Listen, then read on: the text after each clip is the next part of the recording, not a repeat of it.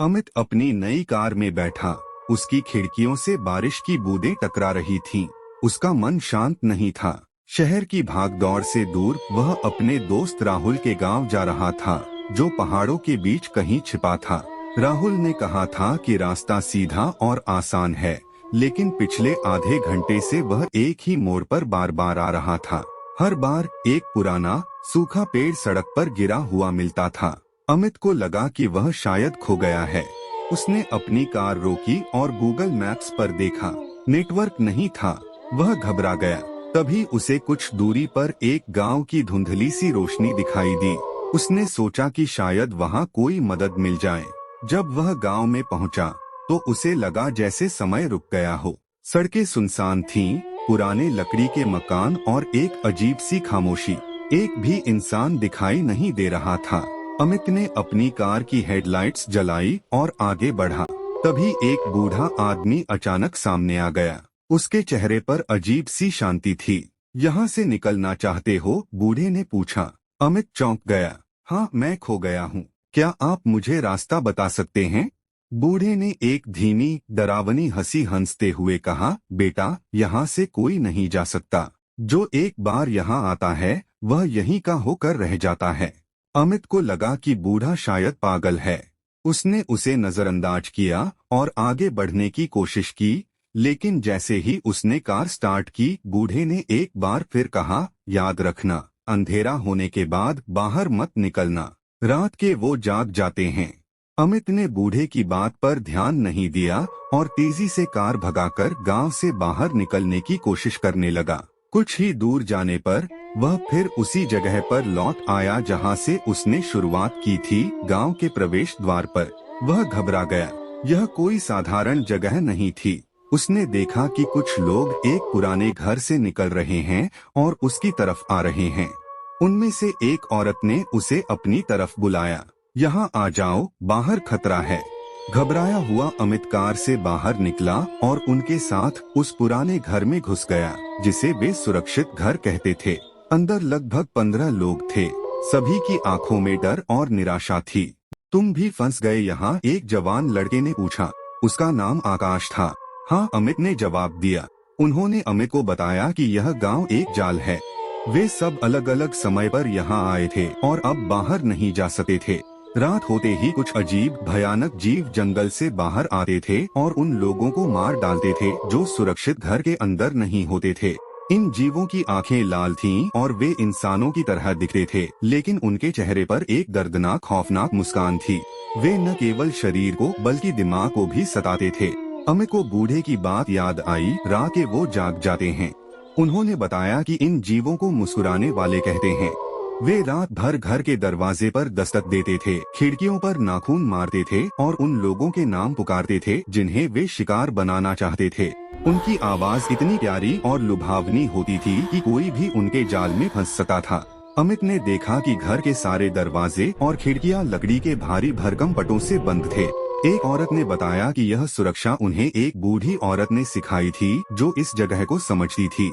वह अब जीवित नहीं थी, लेकिन उसने गांव के लोगों को बचाने के लिए कुछ नियम बताए थे, जैसे कि हर रात सुरक्षित घर में रहना, जोर से बोलना नहीं और मुस्कुराने वालों की आवाजों को अनदेखा करना। अगली रात अमित ने अपनी आंखों से उस खौफनाक मंजर को देखा। जैसे ही सूरज डूबा, गांव में एक अजीब सी खामोशी छा गई, जो तूफान से पहले की शांति की तरह थी। कुछ ही देर में खिड़की के बाहर से किसी के मुस्कुराने की आवाज आई। फिर दस्तक हुई। अमित, तुम कहाँ हो? बाहर आ जाओ, हम तुम्हारे दोस्त हैं, एक मीठी लेकिन डरावनी आवाज ने पुकारा। अमित का दिल जोरों से धड़क रहा था। आकाश ने उसे इशारा करके शांत रहने को कहा।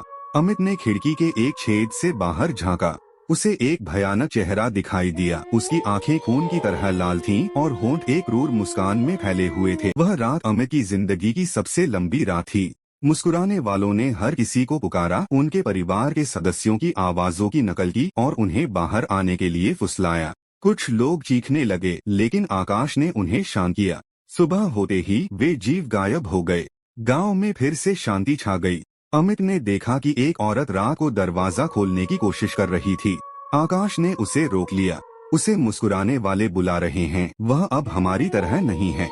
गांव के लोगों ने हर दिन बाहर निकलने का एक नया तरीका खोजने की कोशिश की। कोई जंगल में गया, कोई पहाड़ पर चढ़ा, लेकिन कोई भी रास्ता नहीं मिला। अमित को लगा कि इस गांव का रहस्य केवल बाहर जाने का रास्ता नहीं है, बल्कि मुस्कुराने वाले कौन हैं और वे ऐसा क्यों कर रहे हैं। एक दिन अमित ने बूढ़े आदमी को फिर से देखा। वह उसी जगह पर बैठा था जहां उसने उसे पहली बार देखा था। अमित उसके पास गया। आप कौन हैं? बूढ़े ने कहा, मैं यहाँ का सबसे पुराना निवासी हूँ। मैं भी तुम्हारी तरह ही यहाँ फंस गया था, लेकिन अब मुझे कोई डर नहीं है। आप क्यों नहीं डरते? अमित ने पूछा। क्योंकि मैंने उन्हें स्वीकार कर लिया है। वे हमारे अंदर की निराशा और डर से पैदा हुए हैं। यह गांव हमारी आत्माओं का आईना है। अमित को बूढ़े की बात समझ नहीं आई, लेकिन उसे लगा कि इसमें कोई गहरा अर्थ छिपा है। उसने बूढ़े से मुस्कुराने वालों के बारे में और जानने की कोशिश की। वे हमारे सपनों में भी आते हैं। वे हमें दिखाते हैं कि हम बाहर निकल रहे हैं, और जब हम जाते हैं तो हम फिर से यहीं होते हैं, बूढ़े ने कहा। अमित ने हिम्मत जुटाई और बूढ़े से पूछा, क्या यहाँ से निकलने का कोई रास्ता है? बूढ़े ने कुछ देर सोचा, फिर कहा, शायद एक रास्ता है, लेकिन वह बहुत खतरनाक है। तुम्हें उस जगह जाना होगा जहाँ से वे आते हैं। कहा? अमित ने उत्सुकता से पूछा। उस गुफा में जहाँ से वे हर रात निकलते हैं। अगली सुबह अमित ने आकाश को उस गुफा के बारे में बताया। आकाश पहले तो डर गया, लेकिन फिर वह अमित के साथ जाने के लिए तैयार हो गया। वे दोनों कुछ लोगों को साथ लेकर गुफा की तरफ बढ़े। गुफा अंधेरी और डरावनी थी। अंदर अजीब सी बदबू आ रही थी। वे आगे बढ़े तो उन्हें कुछ अजीबोगरीब चित्र और संकेत दिखाई दिए, जो इस जगह के इतिहास के बारे में कुछ बता रहे थे। वे चित्र एक पुरानी जनजाति के थे जो यहाँ रहती थी और जिनके देवता कुछ ऐसे ही जीवों से मिलते जुलते थे। अचानक उन्हें एक अजीब सी आवाज सुनाई दी। वे रुक गए। उन्हें लगा कि कोई उन्हें बुला रहा है। अमित को लगा कि वे मुस्कुराने वाले हैं। गुफा के अंदर एक बड़ा सा पत्थर था जिस पर कुछ लिखा हुआ था। अमित ने उसे ध्यान से देखा।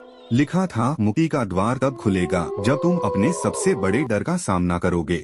अमित और आकाश को उस वाक्य का मतलब समझ नहीं आया। उन्हें लगा कि यह एक पहेली है। तभी गुफा में अंधेरा होने लगा। मुस्कुराने वाले आने वाले थे। जल्दी चलो, हमें यहाँ से निकलना होगा, आकाश चिल्लाया।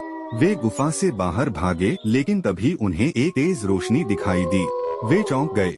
यह एक अजीब सा पोर्टल था जो हवा में झूल रहा था। यह क्या है? आकाश ने पूछा। अमित को लगा कि शायद यही मुक्ति का द्वार है। वह उसकी तरफ बढ़ा। आकाश ने उसे रोकने की कोशिश की, मत जाओ, लेकिन अमित नहीं रुका।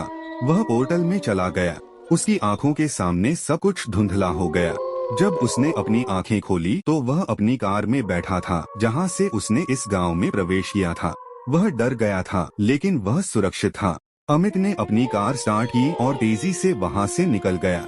वह पीछे मुड़कर नहीं देखा। वह घर पहुंच गया, लेकिन वह उस भयानक गांव और मुस्कुराने वालों को कभी नहीं भूल पाया। उसे पता चला कि वह उस रात अपने सबसे बड़े डर का सामना कर रहा था, एक ऐसे जाल में फंसने का डर जहां से कोई बच नहीं सका।